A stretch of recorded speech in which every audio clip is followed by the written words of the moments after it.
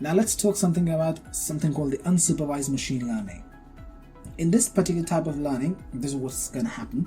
We now, in this unsupervised machine learning, we are just given data without any labels.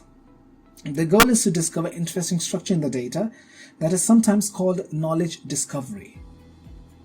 Unlike in supervised learning, we are not told what the desired output is for each input.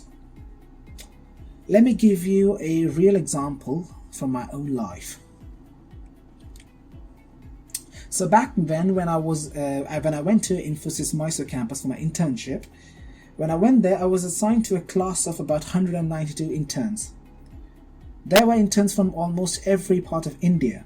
They spoke different languages, had different cultures, and liked to eat different type of cuisine and so on. For the sake of simplicity of this discussion, let's assume that these 15 people represent the general population of my class. These tiny dots represent those people. I'm taking only two factors here: interest in football and interest in philosophical discussions.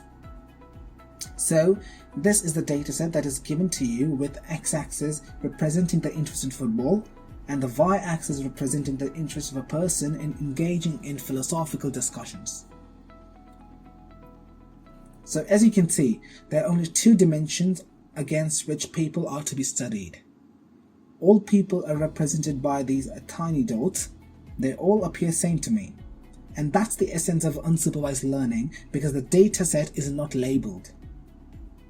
Now the question of this, another question or the problem to which we have to find the solution is, which all data points or people, in this particular case, tend to become friends or at least stay together.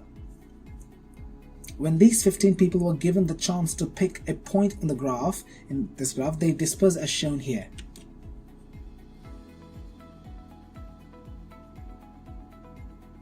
So let's say this particular person, this person was very much interested in watching or playing football, but didn't really enjoy, philosophical discussions. So we can say that. So that's why this particular person came here, and here he found 5 more friends. So they are more likely to stick together, hang out together. So that was the goal, and as you can see, and that's what happens. And for example, let's say this particular person was really interested in football and also philosophical discussions on, let's say, Friedrich Nietzsche's Beyond Good and Evil interested this particular person. And here he found 2 more people. So they tend to stick together.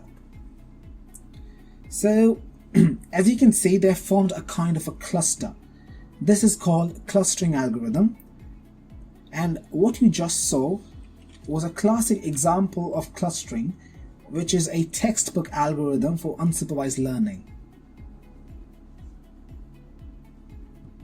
So the conclusions are something like this. The data points were not labeled, right?